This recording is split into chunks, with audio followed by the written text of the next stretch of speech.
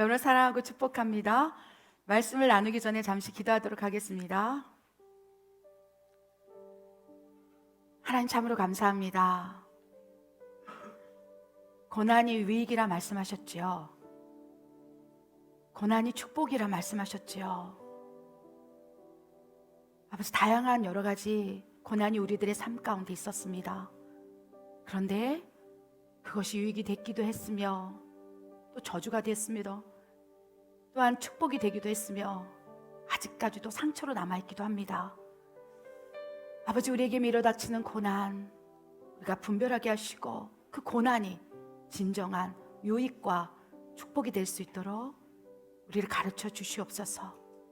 아버지, 고난 속에서도 하나님의 축복을 누릴 수 있기를 원합니다. 오늘 말씀을 통하여 고난 속에서 어떻게 하나님의 축복을 끌어내릴 수 있는지 이 영적인 원리를 깨닫기를 원합니다. 우리가 나아가길 원합니다. 그리하여 고난 중에 하늘문이 열려 하나님께서 우리를 어떻게 진정으로 보호하시며 축복하시는지를 우리가 똑똑히 목도하는 백성들이 되길 원합니다. 용사들이 되길 원합니다. 아버지여, 우리를 가르쳐 주시옵소서. 부족한 정 주님 말씀을 들고 강단에 섰습니다. 주님의 혀의 권세를 허락하여 주시옵소서. 내가 나사렛 예수의 이름으로 명하노니 하나님의 말씀을 회방한 어둠의 권세는 떠나갈지어다. 하나님, 기름 부어 주시옵소서. 예수 그리스도의 보혈로 하나님의 말씀을 덮습니다. 주님께서 친히 주장하여 주시옵소서. 그리하실 하나님을 찬양드립니다. 이 모든 말씀 우리 예수 그리스도 이름으로 감사하며 기도드립니다. 아멘. 오늘 설교 말씀은 고난 속에서도 하나님의 축복을 누릴 수 있는 여러 가지 다양한 방법과 끌어내리는 원리, 축복의 원리를 말씀을 나누길 원합니다. 말씀을 잠깐 나누기 전에 우리 예수사랑 교회 이제 한인 성도님께 잠깐 광고를 드리면요, 어제 기도 가운데 하나님께서 지금은 너희가 에스더가 돼야 된다, 다니엘이 돼야 된다, 느헤미야가 돼야 된다, 나라와 민족을 위해서 국군을 두고 기도해야 한다 라고 말씀을 하셨어요. 그래서 다니엘처럼 3월 9일 대선 있지 않습니까? 그래서 대선 직전에 21일 다니엘 작정 기도를 하려고 합니다. 그래서 2월 17일부터 3월 9일까지 우리가 기도하기를 원합니다. 느헤미야가 되어서 무너져가는 나라와 민족의 성벽을 재건해달라. 우리 한국교회 회개의 영이 쏟아짐으로 정말 하나님, 왜 이러한 사태가 일어납니까? 지금처럼 대선을 두고 가슴을 뜯고 기도하는 적이 없었던 것 같아요. 우리는 알 수 없습니다. 그런데 하나님, 21일 동안 다니엘 기도 가운데 이 기도를 했으면 좋겠다는 것입니다. 하나님, 우리는 알 수가 없어요. 분별하기가 너무 힘듭니다. 그렇지 않습니까? 제가 지금 무슨 말씀을 드린지 여러분 더 잘할 거예요. 분별하기가 너무 힘든 거예요. 그냥 크리스찬, 진정한 하나님에 속한 사람이 있다면 정말 하나님께 기도하면서 하나님의 뜻을 구할 텐데 하나님의 뜻이 무엇인지도 알 수 없고, 지금 우리는 정말 나라와 민족을 향해 느헤미야처럼 금식하고 통곡할 때라는 거예요.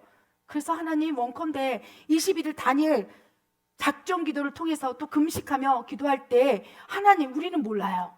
그러나 하나님, 이 국군을 두고 사탄에게 악용되지 않는 누군가가 우리는 모르나 하나님이 그 틈이 있다면, 그래도 하나님의 말씀에 하나님의 능력이, 영향력이 발휘될 수 있는 누군가가 있다면 우리는 지금 분별할 수가 없어요. 분별 자체가 안 됩니다. 여러분, 무슨 말씀인지 되십니까? 그래서 하나님 보시기에, 사람이 보기에가 아니라 이제 모든 판단 내려놓고, 저는 어쨌든 이렇게 쉽게 얘기할 수 있는 게 제가 국적을 바꿨기 때문에 투표권이 없습니다. 그래서 투표권이 없기 때문에 더 하나님의 뜻을 구할 수 있어요. 내 마음에 요동치지 않는다는 거예요. 하나님, 그러나 이 다니엘 기도 2월 17일부터 3월 9일까지 이 선거하는 그날까지 하나님 기도하고 금식하고 할 터인즉 하나님, 나라와 민족을 향하여 우리가 기도할 때 하나님, 진정으로 하나님이 그래도 선용할 조그만 통로라도 가지고 있는 사람을 하나님의 뜻대로 지명하여 하나님 역사하여 주시옵소서. 우리는 이제는 기도 제목을 내려놔야 합니다. 누가 누군지 분별할 수가 없어요. 이제는 진정으로 하나님의 뜻에 맞게 그리하여 그래도 우리 예배하는 크리스찬들이 핍박을 받지 않도록 어떠한 상황 속에서도 예배가 지켜질 수 있도록 하나님의 뜻을 구합니다. 기도하시기 바랍니다. 2월 17일부터 3월 9일까지 21일 작전기도 들어갑니다. 또한 우리가 너무 중요한 또 작전기도를 같이 병행했으면 좋겠습니다. 나라와 민족을 위하여 느헤미야처럼 금식하며 기도할 것이고, 또한 축복의 기도를 했으면 좋겠습니다. 축복의 기도는 뭐냐면요, 3월 13일 날 저희 창립 17주년 기념 예배를 드립니다. 또한 지금 우리 계속 고아원과 선교센터와 또 새성전을 위해서 기초공사 포크레인으로 기초공사를 하고 있지 않습니까? 그 후에 이제 기공을 하기 위해서 기공 예배를 드립니다. 지금 주차장도 만들어지고 기공하기 위해서 기초 상수도 공사나 이런 땅에 지금 기초 작업 공사를 하고 있는데, 이제 2월 17일부터 3월 9일까지 같이 동일하게 나라와 민족을 위해서 기도하면서 하나님, 이 멕시코 남미 땅에 고아들과 마약 중독자를 섬길 수 있는 고아원과 선교센터와 또한 새성전이 지어질 수 있도록 하나님 역사하여 주시옵소서. 우리가 같이 금식하며 21일 다니엘 기도를 올렸으면 좋겠습니다. 아멘. 또한 그 3월 13일 날 기공 예배와 또 창립기념 예배와 동시에 임직 예배가 있는 걸 여러분 다 아시지요? 우리 멕시칸 많은 분들이 집사님으로 직임을 받습니다. 또한 안수 집사님과 장로님 임명식 있습니다. 기도로 준비해 주시기 바랍니다.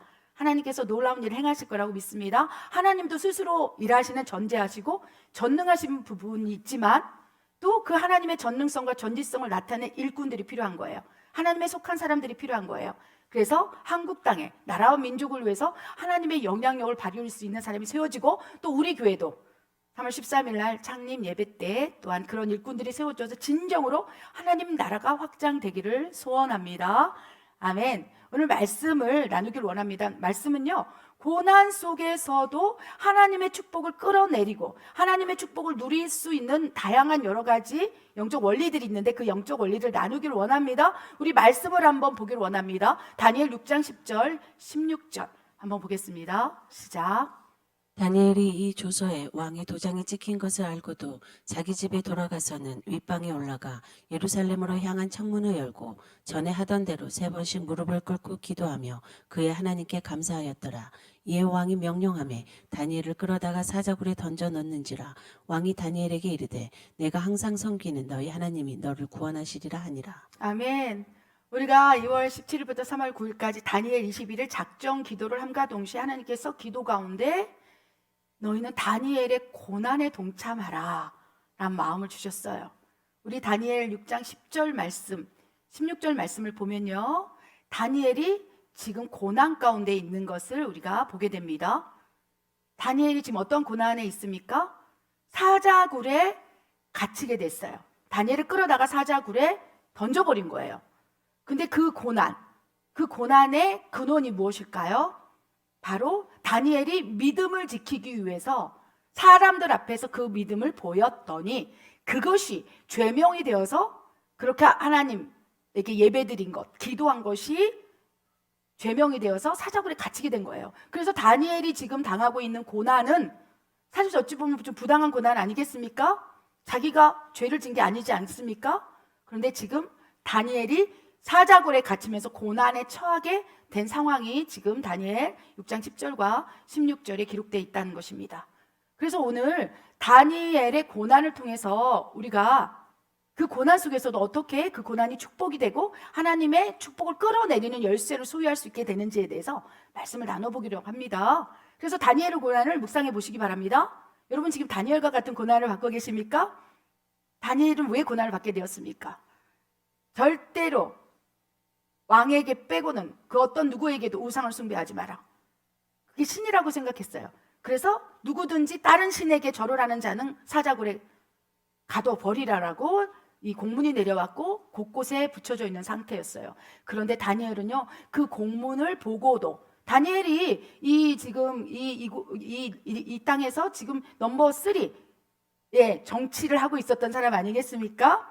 세 번째 다니엘이 지금 어린 다니엘이 아닌 거예요. 이 배경을 보면요, 그 풀무불에 갇힌 다니엘이 아니고 이미 성장하고 성숙하고 믿음의 사람으로 지금 선포되었고, 그 다음에 그 나라에서 세 번째 정도의 직위에 있는 정치를 하는 사람이라는 거예요. 그런데 그럼에도 불구하고 다니엘은 하나님을 사랑했기 때문에 그런 공문이 내려왔음에도 불구하고 이 공문을 내린 이유는요, 다니엘이 흠이 없다고 그랬어요. 말씀에 다니엘을 찾아보면 아무 흠이 없고 그 왕에게도, 다리오 왕에게도 사랑을 받고 너무나 많은 백성들에게 노예로 끌려온 사람이 그렇게 사랑을 받는 거예요. 그러니까 그 나머지 정권을 잡은 정치인들이 이제 시기하고 질투하기 시작한 거예요. 어떻게 다니엘을 정치 세계에서 끌어내버리지? 매장을 시켜버리지? 아무리 찾아도 없는 거예요. 다니엘에게는 흠이 없다고 말씀하셨어요. 그렇기 때문에 다니엘이 믿는 신, 그래, 그것을 올무로 삼아서 그가 예배를 드리고 왕에게 절하지 않고 다른 신에게, 그가 믿는 하나님에게 절하는 걸 본다면 그것을 빌미로 해서 그의 정치 인생을 끝내버리게 하자. 이것이 지금 다니엘을 향한, 그렇죠, 공격이었고 고난의 늪에 빠져버린 거예요. 근데 안 거예요. 다니엘은 알고 있습니다. 그 나라에서, 그렇죠, 세 번째 직위 있다면 모든 걸 다 알겠죠. 또 누군가 다니엘에게 지금 당신을 가두기 위해서, 당신을 매장시키기 위해서 이러한 음모를 꾸미고 있습니다라고 얘기하지 않았겠습니까? 다니엘 알고 있었던 거예요. 괜찮아. 나는 여호와와 함께 할 거야. 그렇다 할지라도 나는 예배를 드릴 거야. 하나님을 섬길 거야. 내가 하던 대로 나는 기도할 거야. 마음을 굳건히 하고 많은 사람들 보는 앞에 창문을 열어버린 거예요. 이 공문의 조서를 만든 이유는 다니엘을 매장시키기 위한 목적이 있기 때문에 다니엘이 기도하는지 안 기도하는지 스파이를 통해서 얼마나 많은 그쪽에다 포진을 해놨겠습니까? 다니엘을 알고 있는 거예요. 근데 창문을 열고 뭐라고 되어 있습니까? 10절에 3번씩 무릎을 꿇고 기도하고 그의 하나님께 감사했다는 거예요. 창문을 열어버리고 하나님 감사합니다. 하나님은 살아계십니다. 유일한 하나님이십니다. 천지를 창조하신 나의 하나님이여, 내가 주를 경배하나이다. 내 영혼아 주를 송축할지어다 하면서 오히려 드러내놓고 무릎을 꿇고 기도하기 시작했다는 거예요. 그러면 그 다니엘을 매장하고자 했던 사람들이 바로 그 즉석에서, 그죠, 이 공문대로 끌어다가 사자굴에 넣어버린 사건이 지금 다니엘 6장의 배경이라는 것입니다. 다니엘이 지금 사자굴에 갇힌 고난을 경험하고 있는 이유는 하나님께 믿음을 보임으로, 자신의 믿음을 타협하지 않기 위해서 세상이 뭐라 할지라도, 자기를 매장하고자 하는 세상 사람들의 수군거림과 비방과 정죄와 판단이 있을지라도 나는 여호와 하나님을 섬깁니다. 그 믿음을 지키기 위해서 받는 부당한 고난이었다는 것입니다. 여러분, 이러한 고난을 받기를 사모하십시오. 우리 모든 성도들이 이런 고난이 있다면 제가 매일 면회 가겠습니다. 자신의 죄로 기행된 것이 아니라 이렇게 하나님을 섬김으로 만약에 감옥에 갇혔다면 정말 저도 갇히고 싶습니다. 이 다니엘의 고난은 너무나 축복받은 고난이라는 거예요. 아멘. 그런데 이런 고난만 있으면 하나님이 너무 기뻐하실 것 같아요. 그런데 이런 고난만 있는 것이 아니라 다른 고난의 종류가 있다는 것입니다. 그래서 말씀을 전개하기 전에, 그렇다면 우리에게 밀어닥치는 고난이 어떤 고난이 있는가 우리 살펴보기를 원합니다. 고난 3가지가 있습니다. 뭐냐면 제가 늘 말씀 가운데 말씀하시자면 여러분에게 밀어닥치는 고난, 어려움, 문제들 곰곰이 생각해 보면 그 근원이 있다. 첫 번째는요, 죄로 기인된 고난이 있을 수 있습니다. 자신의 죄, 제가 늘 말씀드리지 않습니까? 분노하지 말라. 그런데 분노를 계속함으로 혈압이 올라서 쓰러져 버리고, 또 분노로 기인된 이 스트레스성 질병을 앓고 있을 때 사실 그 질병의 근원은 분노하지 말라는 하나님의 말씀에 불순종함으로, 하나님 말씀에 불순종하는 것이 죄라고 말씀하셨어요. 그래서 야, 분노하지 마라. 그리고 분을 내더라도 하루가 지나지 않게 해라. 그리하여 사탄이 네 안에 들어오지 않게 해라. 이렇게 말씀하셨는데 분노를 하고 또 미워하고 시기하고 질투하고, 그리하여서 마음에 질병이 와서 그게 육체까지 돼서 그것이 고난이 될 수도 있다는 것입니다. 우리에게 밀어닥치는 고난 가운데 육체 질병의 고난이 너무나 커요. 환경적인 재정의 궁핍, 여러 가지 궁핍이 있겠죠? 문제가 있겠죠? 그러나 실제적으로 우리 안에 들어오는 질병의 근원 가운데 많은 영역에서 내 마음을 지키지 못함으로, 내 마음이 허물어져서 누군가를 향한 미움, 분노, 이런 것들이 인해서 내 육체를 쇠잔하게 만들어서 분노로 인한 질병들이 기인된 게 많다는 거예요. 그래서 죄로 기인된 고난이 있다는 것입니다. 술 취하지 말라. 이는 방탕한 것이라 성령으로 취하라. 분명히 하나님께서 말씀하셨는데, 술을 취함으로 여러 가지 다양한 요인들의 질병이 나타날 수 있고, 술을 취함으로 가정이 파괴될 수 있다는 거예요. 술을 취함으로 더 이상 나는 당신하고 못 살겠어, 이혼하자고 한다고 한다면 그 고난은 실질적으로 죄로 기인된 고난일 수 있다는 거예요. 그 고난의 중심 가운데 들어가셔서 정확하게 정직하게 지금 내가 앓고 있는 문제, 내 마음의 어려움, 이런 것들이 어디로부터 기인되냐? 대부분의 경우 죄로 기인된 고난이 많아요. 막 누군가를 미워함으로 막 부글부글 끓다가 질병이 올 수도 있습니다. 기억하시기 바랍니다. 그래서 무릇 지킬 것 가운데 마음을 지키라. 생명의 근원이 여기에서 남이라. 너희가 마음을 지키고 뭐 누군가를 미워하고 마음의 영적 전쟁에서 패배하게 된다면 뼈를 상하게 해서 너희 질병 오는 것은 당연한 것이라고 하나님께서 잠언을 통해서 말씀하고 계세요. 그렇죠? 그래서 정말 한의사분이든 의학에 종사하고 계시는 분한테 물으면요, 스트레스를 내려놓으세요. 마음을 편하게 가지세요. 그게 처방전이라는 거예요.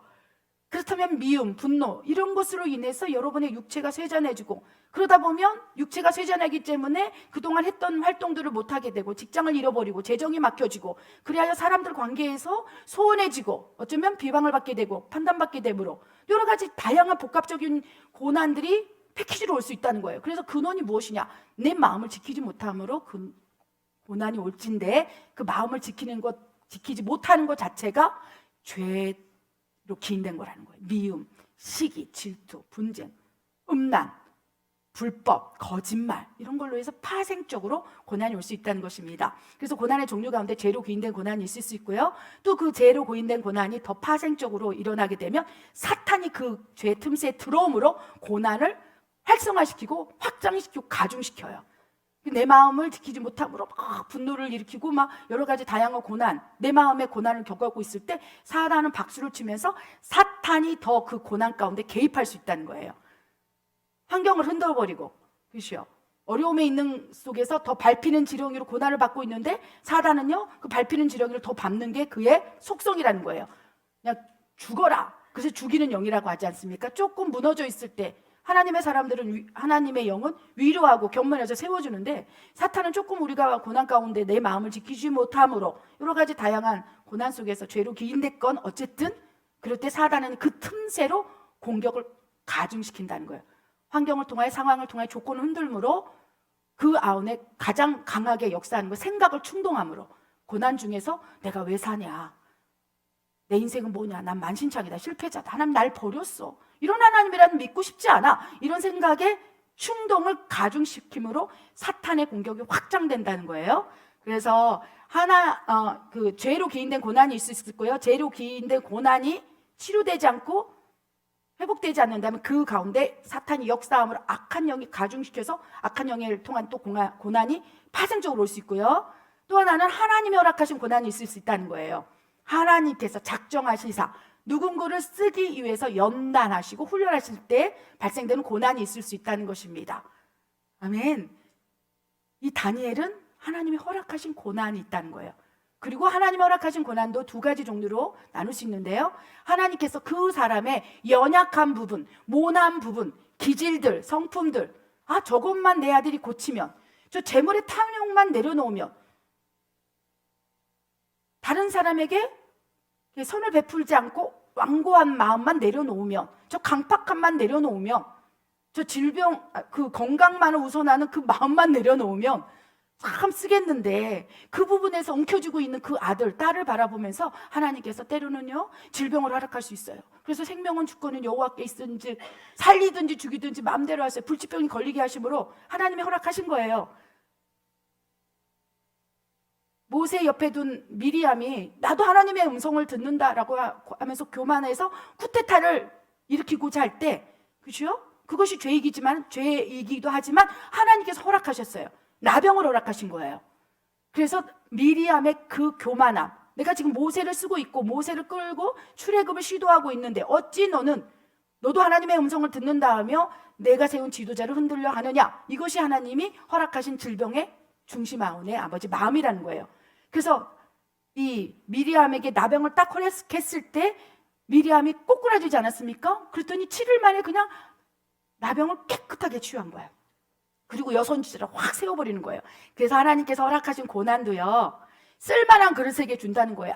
아무나 하나님이 허락하신 고난을 주지 않아요. 많은 사람들이 막 하나님 나한테 왜 이런 고난 주세요? 그래서 가만히 기도하면서 분별해 보면 그거는 자기 죄로 기인된 고난이에요. 그리고 말을 하고 싶은데 막 말하면 상처받을까 봐. 그래서 막 하나님 나한테 왜 이런 고난 주시지? 막 이럴 때 내가 속으로 주여 깨닫게 하여 주시옵소서. 자신의 죄로 인한 고난을 받고 있는데 왜 하나님을 탓하는지. 그래서 하나님께서 성경 가운데 모든 고난을 내가 줬다고 말하지 말라. 그렇게 말씀하셨어요.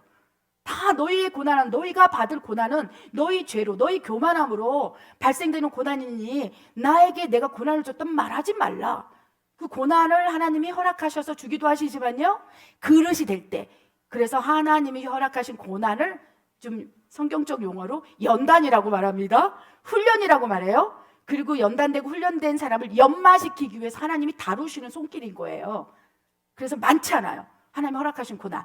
그 허락하신 고난 가운데, 그죠? 나의 기질, 겉사람의 기질, 성품을 다루기 위한 고난이 있을 수 있고, 또 하나는 예수님처럼, 스테판처럼 거룩한 고난이 있는 거예요. 자신의 죄, 성품, 하나님 앞에 완전한 거예요. 그런데 너의 고난으로 말미암아 내가 영광을 받으리라. 이것이 바로 다니엘의 고난이라는 거예요. 사람들 앞에, 세상 사람들 앞에서 하나님을 믿는 사람은 진짜 저 상황 속에서도 사자굴에 들어갈 수 있는 상황인데도 그거를 포기하고 생명을 조금도 귀한 것으로 여기지 아니하고 기쁨으로 사자굴에 들어가는구나. 이거를 보면서 하나님의 살아계심을 증거하기 위해서 하나님께서는 때로는 하나님께서 부당한 고난을 허락하신다는 거예요. 이 고난의 종류가 자신의 죄로 기인된 고난, 그리고 사탄의 공격을 통한 고난이 있을 수 있고요. 그 다음에 하나님의 허락하신 고난 가운데 세부적으로 따지면 그 기질을 고치기 위해서 다루시는 고난이 있을 수 있고, 나머지 하나는 아무 흠도 없고 점도 없고 하나님 눈에 쏙 넣어도 정말 이쁘다고 칭찬받을 그런 성품과 성화된 인성과 신성을 가지고 있는데도 불구하고 하나님이 자랑하고 싶어서, 하나님이 그를 드러내서 영광을 받고 싶어서 다니엘과 같은 고난을 우리에게 보여주실 수 있다는 거예요. 그 고난을 베드로전서에 부당하게 받는 고난이라고 기록되어 있습니다. 하나님이 바라보시는, 하나님이 허락하신 고난 가운데 부당하게 받는 고난에 대해서 하나님의 관점이 어떤지 우리 베드로전서 2장 19절 20절 말씀 읽겠습니다. 시작. 부당하게 고난을 받아도 하나님을 생각함으로 슬픔을 참으면 이는 아름다우나 죄가 있어 매를 맞고 참으면 무슨 칭찬이 있으리요. 그러나 선을 행함을 고난을 받고 참으면 이는 하나님 앞에 아름다우니라. 아멘. 우리 고난의 4가지 종류 중에서 이제 확실하게 여러분의 고난이 인식이 되십니까? 이 말씀을 계속적으로 여러분이 나누길 원하는 것은, 여러분 분명한 것은 여러분 고난이 있습니다. 크든 작든. 제가 늘 말씀드리지만 7살짜리 어린아이에게도 자기는 지금 고난 중이라고 얘기를 한다는 거예요. 1살짜리 어린애도 속으로 생각할 때 삶이 힘들다, 왜 이렇게 피곤하냐, 내가 계속 울고 있는데 1시간째 엄마는 나를 왜 젖을 안 먹여주는 거지? 그 아이에게는 절대절명의 생명의 위급한 고난 중에 있는 거예요. 우리가 그 고난을 그냥 무시하고 지나가니까. 그래서 사람마다 고난을 받을 때 자기가 크게 느끼기도 하고요, 어떤 사람은 툭 쳐나오면서 그냥 별거 아니네라고 이렇게 지나갈 수도 있는 거예요. 그 사람의 그릇 사이즈, 성품 사이즈, 인격에 따라서 그 고난을 대하는 태도가 다르다는 것입니다. 근데 그 가운데 하나님께서는요, 스테반, 예수님, 다니엘과 같은 부당하게 받는 고난에 대해서 이렇게 말씀하세요. 참 아름답다. 지금 그런데 예수님은요, 십자가에서 채찍에 맞아서 숨이 끊어질 듯 마치 고통에 호흡을 하고 있는 상황이었다는 거예요. 스테반 집사, 그렇죠? 사도행전 7장에 나온 스테반 집사님이요, 왜 고난을 받게 되었습니까? 베드로가 외친 그 고백을 대중에게 외쳤기 때문에, 주는 그리스도시요 살아계신 하나님의 아들입니다. 예수 그리스도 외에는 구원받을 이름이 없습니다. 여러분께서 죽였습니다. 베드로처럼 스테판 집사도 평신도로서 외친 거예요. 이제는 스테판처럼 외쳐야 됩니다, 평신도들이. 그래서 예수 그리스도밖에는 구원이 없다고, 하나님께서 우리에게 메시아를 보냈는데 여러분 눈이 멀어서 맹인되어서 그거 보지 못한다고 많은 사람들 앞에서 외치기 시작한 거예요. 왜 외쳤습니까? 다니엘과 같은 동일한 고난 중에 지금 스테판이 있는 거예요. 그냥 말하지 않으면 돼요. 속으로 예수님이 나의 구세주고 하나님의 아들이야. 속으로 생각하고 말하지 않으면 누가 그치요 돌을 던지겠습니까? 혼자 생각하고 있는데. 그런데 말하지 않냐고는 견딜 수 없는 거예요. 왜? 나 혼자 이 주님의 말씀을 받고 혼자 천국 가는 것이 너무 하나님 앞에 죄스러운 거예요. 나는 구원받았는데 저 영혼들을 어떻게 할 것인가? 잃어버린 양들을 어떻게 할 것인가? 그래서 그 잃어버린 양을 찾기 위해서 자기는 목숨을 내놓고 외치기 시작하는 거예요. 그래서 저는 아프가니스탄 이런 데 가서 외치는 사람들을 너무 존경합니다. 생명을 내놓고 복음을 전하려 하면은 내 생명조차도 조금도 존귀한 것으로 귀한 것으로 여기지 아니하노라 하면서 스테판처럼 외치는 거예요. 외칠 때 어떻게 됩니까? 사람들이 주목하기 시작하고 돌을 던져서 죽어간다는 거예요. 하나님이 스테판 집사의 고난을 통해서 죽어갈 때 어떻게 하셨습니까? 참 아름답다. 베드로전서 2장 19절 20절 말씀처럼 내 아들이, 내 스테판, 내 종이 지금 부당한 고난 가운데 마지막 숨을 이 땅에 심겨놓고 오는구나. 내가 맞으러 가야겠다. 여러분, 부당한 고난을 통해서 생명을 잃어버릴 수 있습니다. 그러나 그럴 때는 하나님께서요, 스테판 집사님이 죽을 때 하늘문을 찢어서 예수님께서 벌떡 그 자리에 일어나서 그 스테판을 맞을 준비를 하고 계신다는 거예요. 부당한 고난을 통해서 순교를 하거나 부당한 고난을 통해서 사자굴에 갇혀버리고 예배를 지키기 위해서 기도하기 위해서 이런 고난을 기쁨으로 감당할 때 예수님처럼 다니엘처럼 스테판처럼 그리할 때 그 다음에 하나님께서는 반응이 무엇입니까? 아름답다. 내가 지키마. 내가 너를 도우마. 개입하기 시작한다는. 때로는 예수님처럼 죽어야 사명을 완수하는 사명도 있을 수 있어요. 거룩한 죽음. 스테판처럼 거룩한 죽음. 그래서 스테판의 박해를 통해서 스테판의 순교를 통해서 모든 예루살렘에 있는 사람이 다 흩어져서 열방의 교회를 세운 거예요. 그래서 하나님께서는요, 그 부당하게 당하는 고난 가운데 스테판의 생명의 수치를 꺼버린 이유는요, 그로 인해서 전 세계 교회가 세워지기를 원했기 때문이에요. 그냥 예루살렘에서 지금이 좋습니다, 나는 지금이 좋아요라고 예배드리고 있는 예루살렘의 성도들을 흩어서 열방에, 안디옥 교회, 로마에 계속적으로 에베소에 교회를 세우고 나가자고 하는 하나님이 허락하신 고난 가운데 그 고난을 기쁨으로 들어간 스테판으로 인해서 온 세계에 흩어짐으로 성도들이 교회가 세워졌다는 거예요. 예수님의 고난을 통해서 구원의 이름을 우리가 받은 거예요. 아멘. 다니엘처럼 사자굴에 들어감으로 하나님이 살아계신다는 걸 그 나라에 심어주려고 하나님이 하신다는 것입니다. 그래서 하나님이 부당하게 받는 고난을 바라보시며 아름다운 고난이다 그러시면서 20절에 야, 죄가 있어 매를 맞고 참으면 무슨 칭찬이 있겠느냐. 너희 죄로 말미암아 분노하고 시기질투함으로 질병이 걸려서 하나님 앞에 나한테 왜 이런 걸 허락하셨습니까? 할 때 하나님은요, 나와 상관없어. 그것은 너의 죄로 기인된 거고 사탄의 통로가 네가 열므로 사탄에게 공격함으로 네 마음이 그렇게 만신창이가 되어 질병까지 일으키고 모든 관계 속에서 다 깨져버린 거야. 하나님께서 그렇게 말하고 싶은데 꼭 참고 계시는 거예요. 왜냐하면 상처받을까 봐. 그래서 사람을 통해서 집사님 회개하세요, 권사님 화해하셔야 돼요, 그렇게 하면 큰일 나요. 계속적으로 말한다는 거예요. 자녀와 화해하시고 품으시고 인내하시고 이거를 계속적으로 얘기하는데도 안 들으면요, 하나님께서 이렇게 말씀하신다는 거예요. 야, 죄가 있어 매를 맞고 참으면 나하고 상관없다. 무슨 칭찬이 있느냐. 천국에 가서도 내가 너에게 여러 번 죄로 기인된 고난과 사탄이 그 통로를 통해서 고난을 당했대 내가 말했지. 화해하라고, 용서하라고, 용납하라고, 분노하지 말라고. 그러나 그걸 무시했구나. 이는 죄로 기인된 고난이니 무슨 칭찬이 있겠느냐, 상급이 있겠느냐. 아무리 선한 일을 행하도, 그죠? 선한 일을 행하고 많은 헌신을 하고 충성을 했다 하더라도 이 마음 안에 있는 고난의 근원을 뽑아내지 않는다면 그것이 무슨 소용이냐는 거예요. 모든 죄는 내 안에서 일어나는데, 우리 마음밭에서 일어나는데 겉으로 경건한 척 아니라는 거예요. 하나님, 너의 마음밭에 죄악의 근원이 무엇이 있는지를 깨닫고, 그렇죠? 죄가 있어, 네 안에서 마음에 죄가 있어서 매를 맞고 천국에 와서 칭찬받지 않기를 원한다. 그래서 하나님께서 우리가 천국에 올라가서 가장 칭찬해 주는 상급은요, 우리 마음의 전쟁에 승리한 자, 그래서 성령의 열매가 맺힌 자, 어떠한 미움도 다니엘처럼 흠도 없고 점도 없어서 그를 찾아볼 수가 없다는 거예요. 죄악을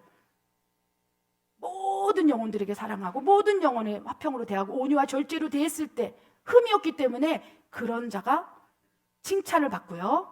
그다음에 그런 자만이 부당하게 받는 스테판과 같은 고난에 동참할 수 있는 거예요. 근데 놀라운 것은요, 이런 다니엘처럼 고난이 임박했다 할지라도 하나님을 생각함으로 참는 고난, 그래야 하나님을 떠올리면서 하나님 감사해요, 너무 감사해요, 재정의 궁핍이 있고 어려움이 있고 문제가 있고 실제적으로 내 몸에 육신이 와서 정말 암이 걸리고 이런다 할지라도 그 안에서 천국을 이루면서 가는 자녀를 향해서 하나님이 내버려 두냐? 아니라는 것입니다. 죄가 있어 맞는 고난, 사탄이 통로로 하는 것은 나하고 상관없다 말씀하시면 칭찬도 안 하시고 오히려 징계하신다는 거예요. 때로는 어디에서? 천국에서 계산한다는 거예요. 야, 내가 몇 번 얘기했는데, 이런 식으로 하나님께서 지금 역사를 하시고 계십니다.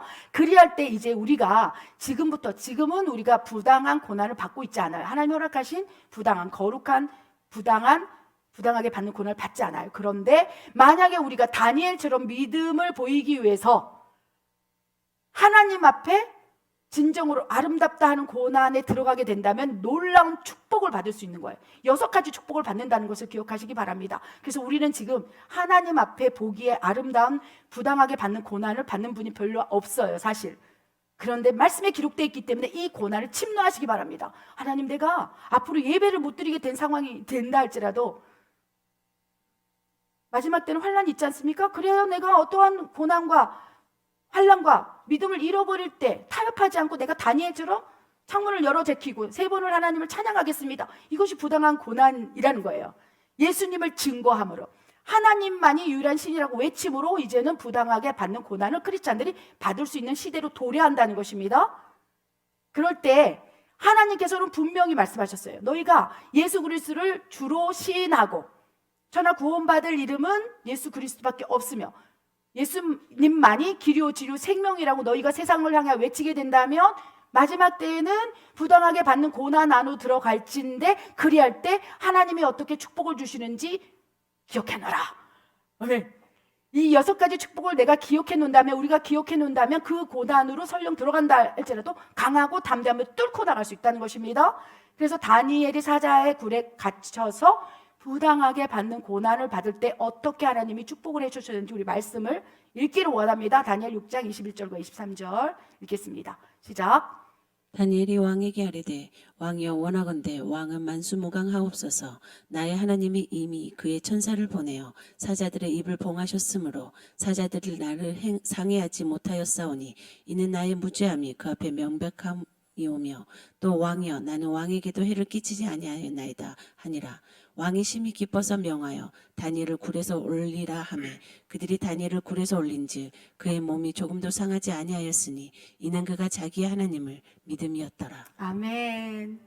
우리 23절에 다니엘의 고난은 그가 하나님을 믿었기 때문에, 신뢰했기 때문에, 하나님만이 자신의 모든 것을 책임지는 전능하신 하나님이라는 것을 믿었기 때문에 받는 고난이라는 거예요.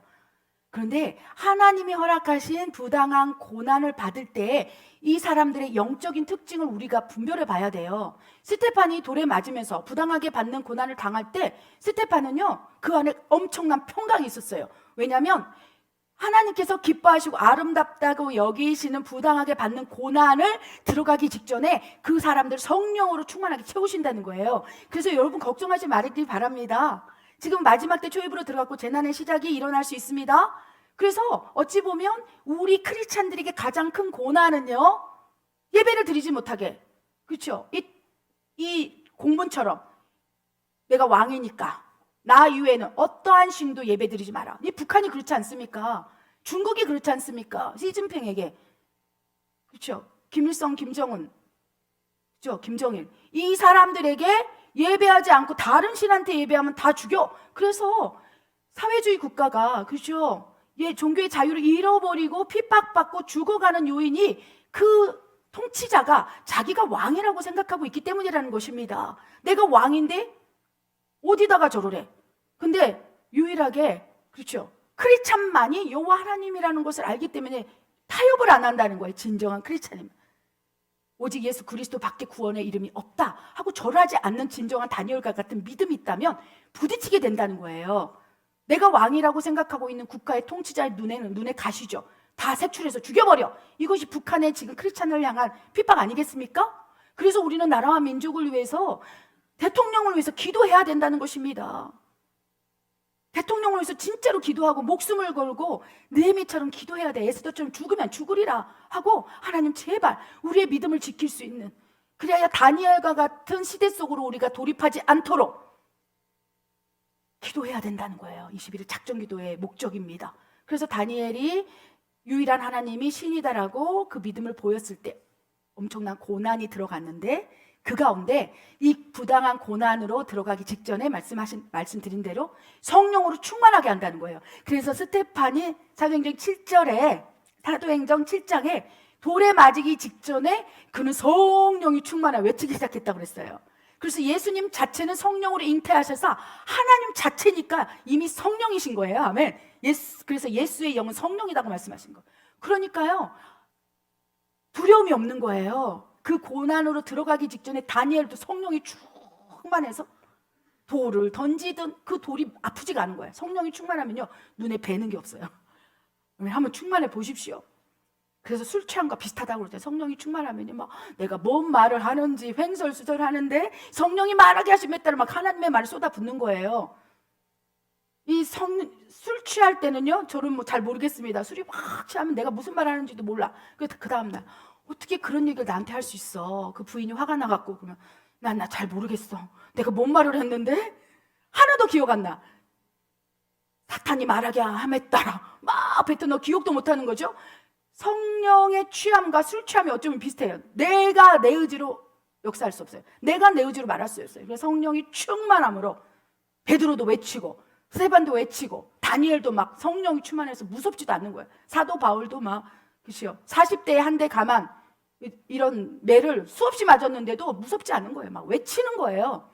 이미 성령이 충만한 상태로 고난으로 들어갔기 때문에 하나님의 목적, 나의 영광을 위해 너희가 고난을 받아야 함이라.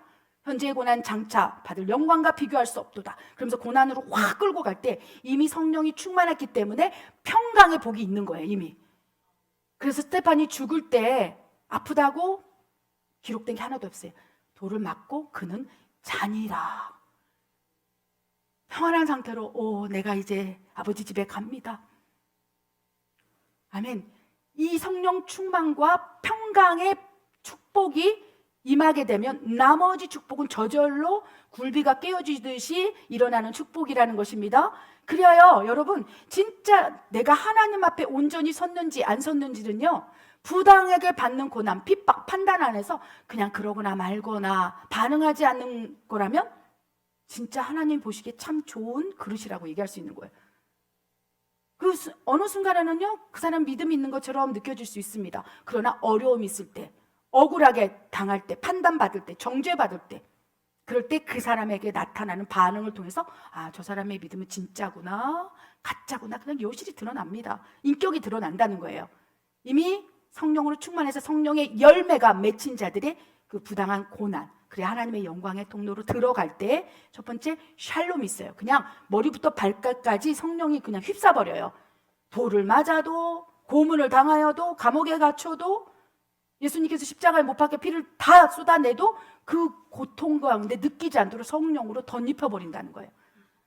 그래서 두려워하지 마세요. 감옥에 가도, 스테판처럼 돌을 맞아도, 다니엘처럼 사자굴에 갇혀도 두려워하지 말라. 내가 너와 함께하리라.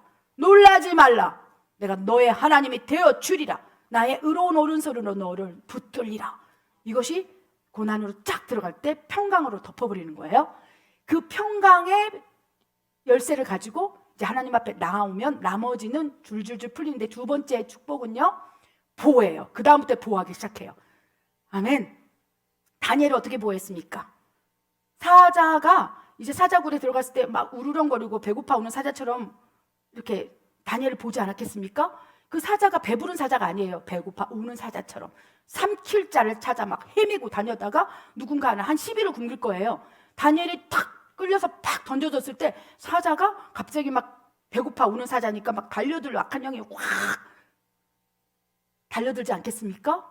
그럴 때 두 번째 축복이 임해요. 그 다음부터 보호하기 시작해요. 어떻게 보호하셨습니까? 22절. 나의 하나님이 이미 그의 천사를 보내어 사자의 입을 봉하셨다. 배고파 오는 소자처럼 악한 영들이 막 그 사람을 죽이고자 달려들 때 두 번째 이제 축복이 많은데 보호하심의 축복인 거예요. 이미 천사를 보내버려요. 부당한 고난으로 들어가고 뭐 아프가니스탄으로 들어가고 복음을 전하고 내 생명을 바꾸자가 막 지하로 막 들어갈 때 그때 천사들과 같이 보내버린다니까요. 그래서 악한 영을 딱 막아줘 버리는 거예요. 그래서 천사가 이 사자의 입을 쫙 벌려놓고 아무것도 못하게 만들어 놓는데 이 이미 하나님의 부당한 고난을 받고 있는 이 다니엘은 영적으로 깨어나서 영적인 세계를 보는 사람이잖아요. 환상을 보고. 그러니까 그 사자굴에 들어갔을 때 와, 들어가자마자 천사가 사자 입을 쫙 벌리고 있으니까 두렵지 않는 거예요. 와, 그러구나. 그 아래에서 막 그렇죠. 막 성경도 외우고 그랬을 거예요. 막 여호와는 나의 목자시니 내게 부족함이 없으리로다. 내가 사망의 음침한 골짜기를 지날지라도 해를 두려워하지 않을 것은 주의 지팡이와 막대기가 나를 안위하시는도다. 그러면서 다리를 꼬고 앉아서 그죠, 천사가 입을 쫙 벌리고 있는 것을 어쩌면 기뻐함으로 즐거워했을지도 몰라요. 그래서 뭐 거기 안에서 두려워 떨었더라 전혀 없어요. 하나님께서 영안을 열어서 그 고난 중에 하나님이 일하시는 보호하심을 목격하게 하신다는 것입니다.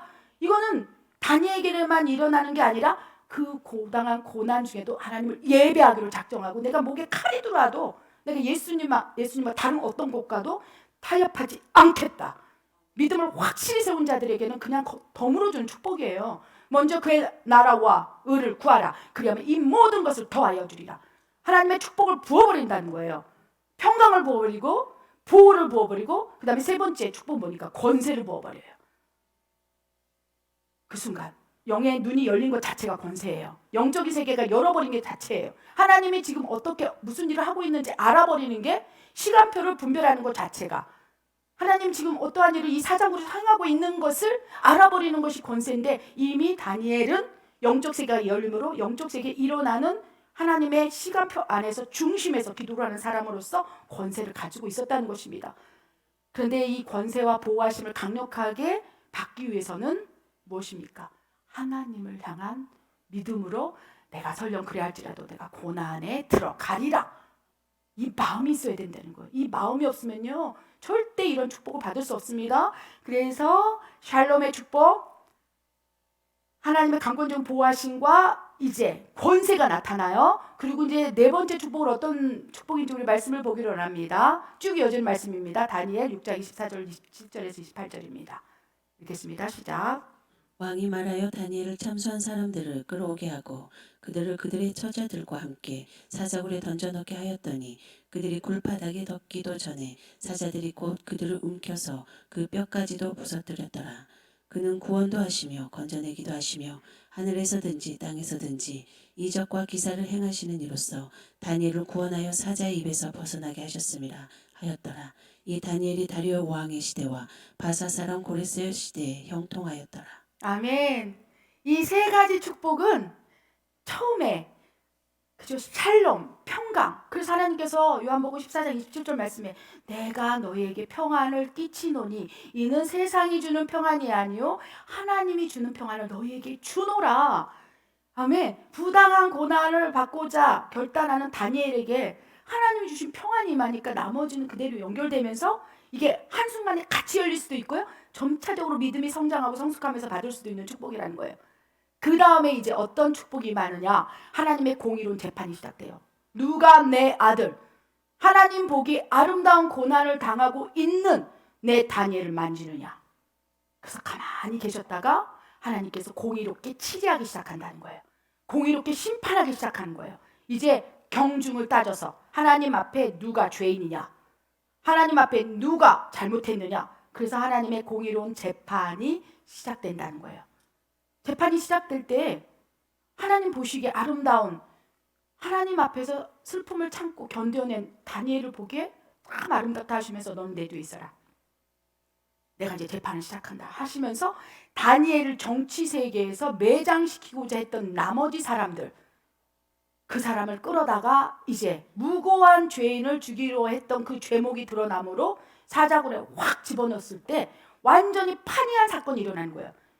다니엘이 들어갔을 때는요, 그 다음날 그곳에서 건질 때까지 손 하나 까딱하지 않고 해를 입지 않았는데, 그들은 들어가자마자 완전히 사자가 배고파 오는 사자처럼, 그렇죠? 뜯어버린다는 거예요. 찍혀버린다는 거예요. 여러분 기억하시기 바랍니다. 악한 영이요, 사람을 통로로 역사할 수 있어요. 그런데 악한 영이 가장 먼저 죽이고자 달려드는 대상은요, 자기가 종로로 썼던 그 사람을 가장 먼저 갈기갈기 찢어버린다는 거예요. 하나님의 공의로운 심판이 됐을 때. 그래서 악한 영에게 이 세상에서 장악당하고 통치당하고 종속당해서 사탄의 종로로 단 사람들, 그런 사람들이요, 지옥으로 떨어질 때 그 죄목이 가장 커서 하나님께서 지옥을 열어서 보여줄 때 그러한 자들이 그곳에서 가장 큰 고난과 저주를 받고 있는 거예요. 마치 다니엘을 넣었던 그 사자굴에 그들이 들어갔을 때 순간적으로 뭐라고 되어 있습니까?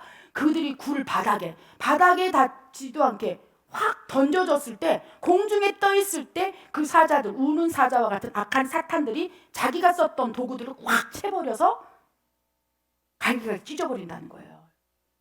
하나님의 공의로운 심판이 말씀이 떨어졌기 때문에 사탄의 종로를 타는 자들을 내가 심판하리라.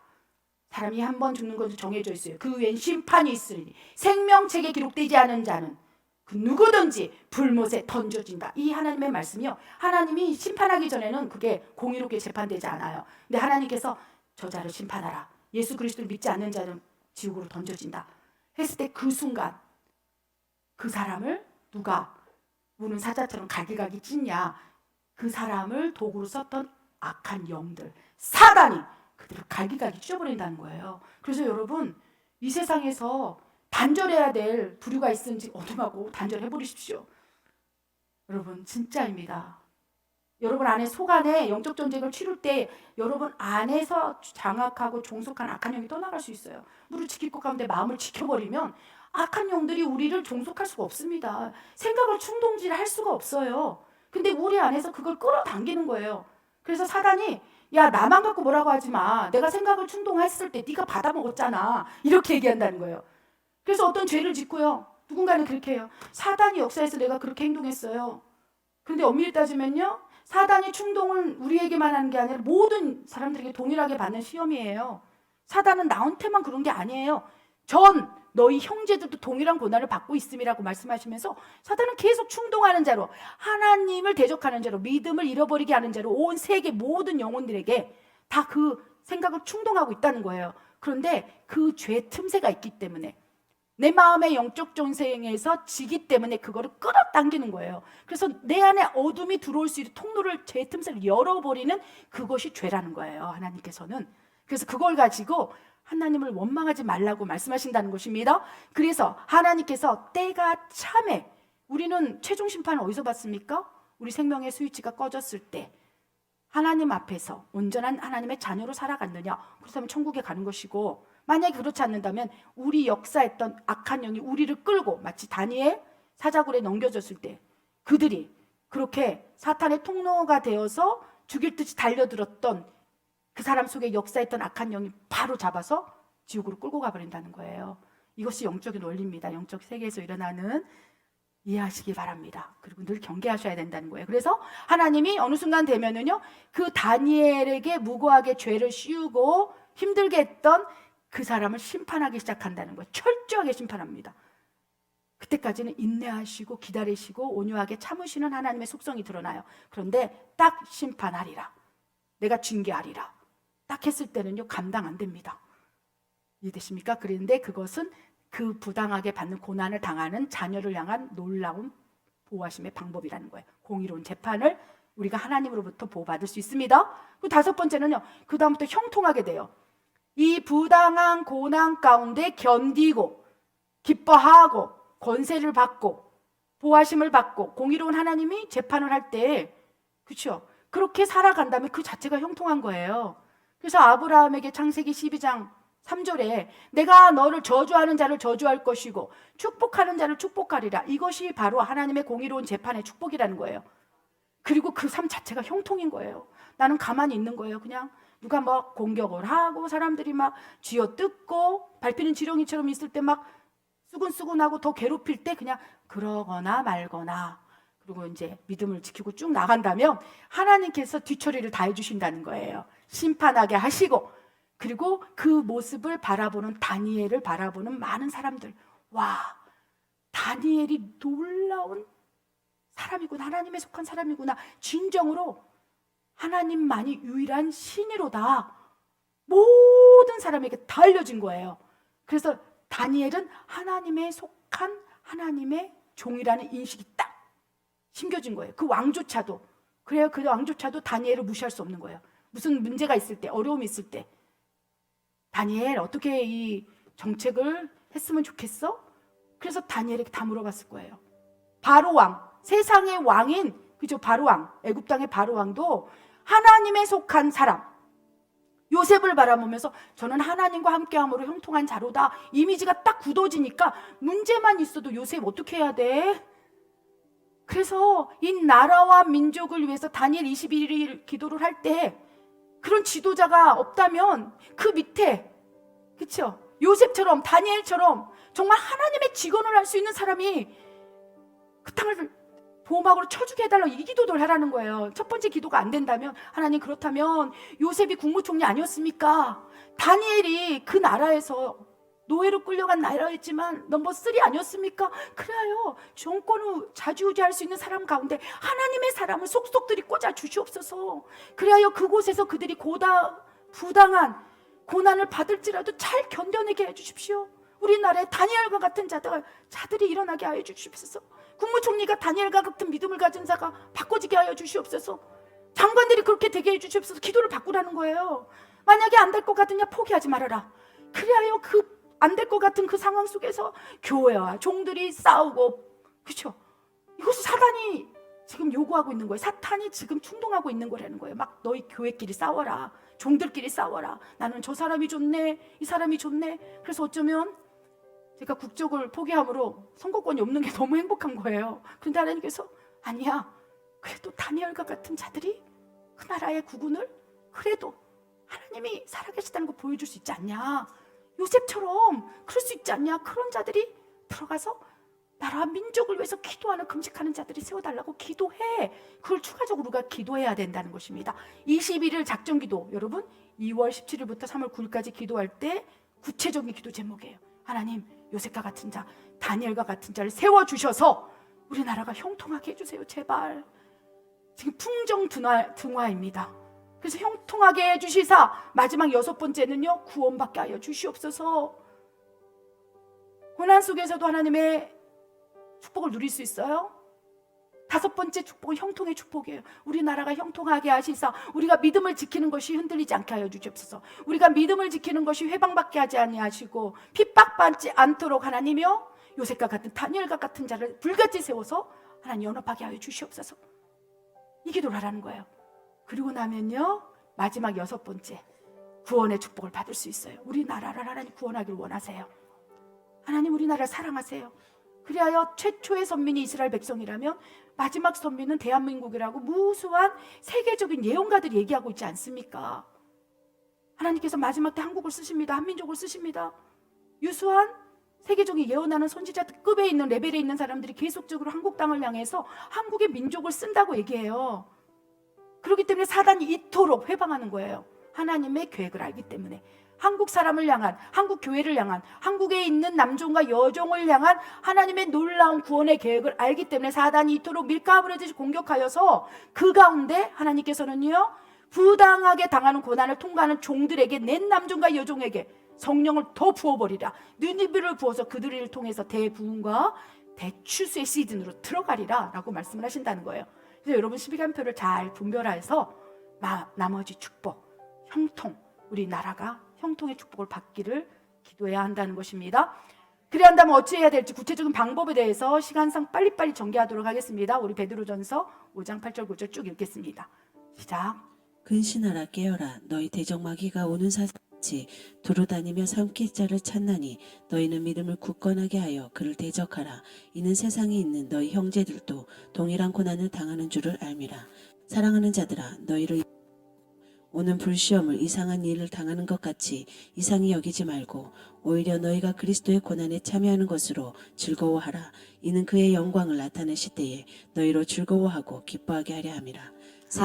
생각하건대 현재의 고난은 장차 우리에게 나타날 영광과 비교할 수 없도다. 아멘. 고난이 축복이 되게 하는 영적 원리에 대해 심플하게 간단하게 말씀드리면요. 첫 번째, 여러분이 지금 당하고 있는 고난이 어디로부터 기인된 것인지를 분별하셔야 돼요. 그냥 고난 속에 매몰되지 마시고 이제 내가 당하고 있는 고난을 제3자가 바라보는 시각으로 나를 한번 봐보세요. 내가 지금 이렇게 힘들고 밤잠을 못 자고 불면에 시달리면서 누군가를 미워하는 것이 도대체 어디로부터 기인된 고난이지? 내가 지금 이렇게 육체가 망가진 건 어디로부터 온 것이지? 내가 실직을 하고 사람들이 나를 지금 왕따시키는 게 어디로 된 고난이지? 여러 가지 다양한 측면에서 자기를 보면 자기 연민에 자기가 억울하다고 생각하는 것이 더 고난으로 끌고 갈 수 있어요. 그러니까 그 순간만큼은 제3자의 관점으로 다른 사람이 날 볼 때 어떤 느낌을 가질까 하면서 하나님께 기도하면서 다른 사람의 시각, 하나님의 시선을 보여주세요. 그래서 자기가 받는 고난이 어디로부터 기인된 건지를 분별하라는 거예요. 대부분의 죄로 기인된 고난이에요. 마음 못 지켜서 누군가를 미워함으로 계속적으로 파생되는 고난이 계속 올 수 있다는 거예요. 멈춰야 됩니다. 용납해야 돼요. 용서해야 돼요. 이거 안 하면요 진짜 하나님 앞에 칭찬 못 받아요. 아무리 수고해도.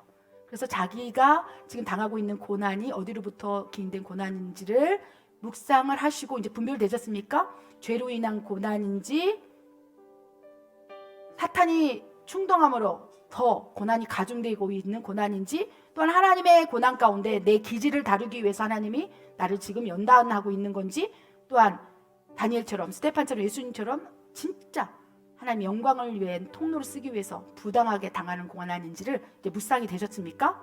만약에 묵상이 됐다면 각각마다 고난마다 대처하는 처방전이 달라요. 그런데 이제 보편적으로 말씀을 나누다 보면 이제 베드로전서 5장 8절 9절에 만약에 자기가 죄로 인된 고난이고 사탄이 계속 충동하여 내 마음에 영적인 전쟁이 일어나고 있다면 첫 번째, 두 번째 방법은 뭐냐면 분별하시고 나서 8절에 근신하라 깨어라. 너의 마음을 다스리라는 거예요. 깨어라. 분별이 되었다면 왜 내가 지금 악한 영들한테 이렇게 고통을 당하고 있는지를 생각하고 대적하라는 거예요. 두 번째는요. 깨어서 근신하고 분별해서 만약에 그것이 악한 영에 그리고 내 죄로 기인된 거라면 대적하라는 거예요. 내가 나사렛 예수의 이름으로 명하노니 나에게 죄된 생각을 주므로 미워하는 마음을 계속 주므로 나를 평강을 잃어버리게 하는 어둠의 권세들아 떠나가라. 나는 하나님의 자녀다. 나는 너와 상관이 없다. 나는 하나님의 말씀을 순종함으로 용납할 것이라 용서할 것이라 내가 견뎌낼 것이라 라고 선포하라는 거예요. 두 번째 방법은 그거밖에 없어요. 근데 부당하게 당하는 고난이라면요 그걸 분별했다면요 다음 반응은 감사하다는 거예요. 다니엘은 스데판은 계속 감사로 나왔어요. 만약에 여러분의 고난이 이 세 가지 네 가지 측면에서 어떤 고난인지에 따라서 만약에 죄로 기인된 거나 악한 영이 준 거나 그러면 대적하시기 바랍니다. 대적할 때 어둠은 떠나가요. 그러면 그 고난에서 나를 압박하는 거룩한 분노, 미움 이런 것들이 사라질 수 있어요. 그럼 분리가 되는 거예요. 나를 장악하고 있는 것들에서 분리가 되므로 조금 자유함을 얻을 수 있습니다. 그리할 때 이제 어떻게 생각을 바꿔나가야 되냐면 9절 말씀이에요. 너희는 믿음을 굳건히 해라. 자기의 고난을 분별하고 대적하다가 되면 믿음이 들어와요. 믿음을 빼앗는 악한 영의 분리가 일어나기 때문에 그만큼 분리된 만큼 악한 영이 내 삶 가운데 장악했던 것들이 약해지는 만큼 상대적으로 믿음이 들어온다는 거예요. 아멘. 그래서 세 번째는요. 믿음을 굳건하게 다시 세우는 거예요. 그 순간. 9절 말씀. 너희는 믿음을 굳건히 하여 더 대적하라는 거예요. 악한 영을 대적하고. 처음에는 여러분이 훈련 삼아 대적해 보시기 바랍니다. 예수의 이름으로 내 삶 가운데 고난을 주고 억울함을 주고 내 삶을 만신창이로 일으켰던 모든 어둠은 떠나가라. 대적할 때 여러분에게 평강이 임할 거예요. 확신합니다. 평강이 임해요. 그러면서 갑자기 내 마음이 이렇게 평강이 임하지? 기분이 좋아지네? 막 이런 영적인 하나님의 충만함을 주신다는 거예요. 그래서 믿음이 생기면 이제 믿음으로 대적하시기 바랍니다. 아멘. 그리고 생각을 바꾸라는 거예요. 이는 나한테만 있는 게 아니라 뭐라고 되어 있습니까? 9절에 세상에 있는 너희 형제들도 동일한 고난을 받는다. 이 고난에 매몰되는 첫 번째 이유는요. 나만 힘들어. 왜 나에게만 이런 일이 있지? 그럼 제 속으로 아니에요, 나도 그래요. 말을 못할 뿐이죠. 어떤 분들 보면요, 고난 속에서 나한테만 그래, 나만. 왜 나한테만 이런 일이 있지? 그런데 생각해 보십시오. 모든 형제에게 동일한 시험, 고난이 있다고 베드로전서 5장 9절에 말씀하고 있는 거예요. 그래서 생각을 바꾸는 거예요. 아, 나한테만 있는 게 아니라 다 있구나. 그러면서 저 같은 사람을 떠올리라는 거예요. 저 에스더 목사는 불과 7년 사이에 가족이 3명이나 자살했는데 뭐가 저렇게 좋다고 행복하다고 하나님을 전하냐. 남의 고난을 바라보면서 내 고난의 사이즈를 줄여가는 거예요. 자꾸 잘 사는 사람, 대한민국의 첫 번째 부자, 제일 시집 잘 간 사람을 데려다가 나는 왜 이렇게 시집을 못 간 거지? 하지 말라는 거예요. 그래서 여러분이 평강을 받기 위해서는요, 나보다 연약한 자를 보라는 거예요. 소자를 보라는 거예요. 그래서 여러분이 고난 중에 있다고 느껴지신다면 저를 생각하세요. 7년 사이에 가족 3명이 자살했으나 하나님을 붙들므로 살아가는 저의 그죠? 삶. 그래서 여러분의 고난하고 대비를 해보세요. 그러면 나는 에스더 목사에 비하면 엄청 행복한 거네. 분명한 것은 고난을 극복하는 방법 가운데 나보다 연약한 소자를 바라보면서 야, 저 사람도 저렇게 기쁘게 사는데 나는 얼마나 많은 것을 주었던가. 감사하다. 나에게 준 게 너무 많은데 감사거리를 헤아려 보는 거예요. 그러면 여러분의 고난이 여러분의 어깨를 누르지 않는다는 것입니다. 그래서 네 번째는요, 다른 사람들도 다 고난을 당하고 있다 인식하시고 더 많은 고난을 당하고 있는 자를 생각하시기 바랍니다. 그래서 너희는 예수 그리스도의 고난을 묵상하라 하지 않습니까? 내가 너를 위해서 죽었다.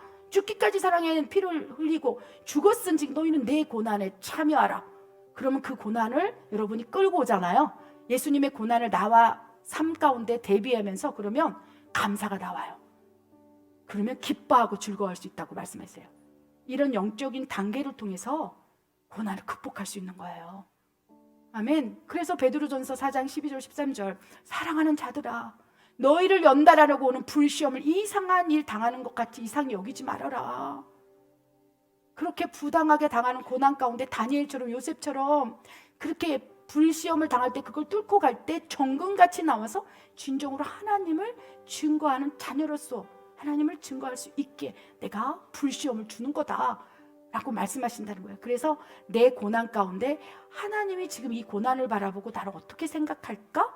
라고 조금 성장하면 계속 그렇게 묵상하시기 바랍니다. 그리고 마지막에는요, 뭐라고 말씀해요? 13절에 다섯 번째예요. 그리스도의 고난에 참여하는 것을 기쁨으로 여겨라. 행복하라. 감사하라. 그리고 마지막 여섯 번째는요, 로마서 8장 18절이에요. 오늘의 결론 말씀입니다. 쫙 생각해 보니까 내 죄로 인한 고난 가운데 하나님께서 참 역사를 많이 하셨네요. 사단이 그렇게 나를 충동하여서 내가 어려움에 빠질 때 하나님 그 안에서도 나를 보호하시고 그 안에서 나를 지켜줬는데 너무 감사해요. 생각해 보니까 현재의 고난은 장차 우리에게 나타날 영광과 비교할 가치가 없네요. 아무것도 아니네요. 그렇게 생각할 때 하나님께서 이제서야 비로소 너의 고난이 유익이 되었구나. 너의 고난이 하나님 앞에 진정한 축복이 되었구나. 그러면서 하나님이요, 그렇게 고난 속에서 울부짖던 그 자녀가 그렇죠? 기도 가운데 하나님 괜찮아요. 하나님 때문에 받는 고난이라면 행복해요. 그렇게 기도할 때 하나님께서 여러분을 친히 위로하실 거예요. 미안하다. 내 아들아, 내가 너를 너무나 힘들게 해서 너를 연단시키고 훈련시키고 해서 너무나 많이 너를 다루어서 많이 아팠구나. 내 딸아 힘들었구나. 그럼에도 하나님 때문에 참았구나. 미안하다.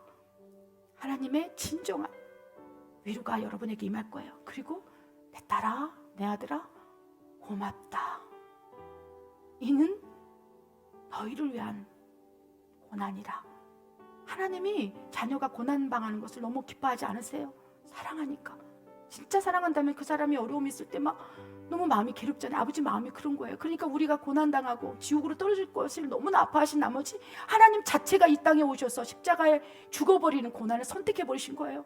그냥 우리를 그렇게 죽기까지 사랑하셔서 우리를 구원하기 위해서 친히 고난으로 중심으로 들어가신 하나님께서 우리가 고난당하는 것을 볼 때 웃고 계시겠습니까? 고난당할 때 하나님 기쁘시죠? 내가 고난당하니까 절대 그러지 말라는 거예요. 하나님은 피눈물을 흘리세요. 내 아들이 깨달아야 되는데, 그래서 이 진정한 의미를 알아야 되는데, 그래야 하나님 괜찮아요. 내가 한 것이 아니라 하나님이 했습니다라고 온전히 하나님만을 찬양하는 통로가 되기 위해서 이 고난을 허락할진데, 그래서 기다리시는 거예요. 그리고 그 고난을 다니엘처럼 다 통과해서 기도하는 자리에 나왔을 때 분명히 여러분에게 고맙다, 그리고 미안해, 내가 천국에서 다 갚아줄게, 위로가 여러분에게 임하길 원합니다. 저에게도 이 위로를 하나님께서 해주시길 원합니다. 기도하겠습니다. 하나님,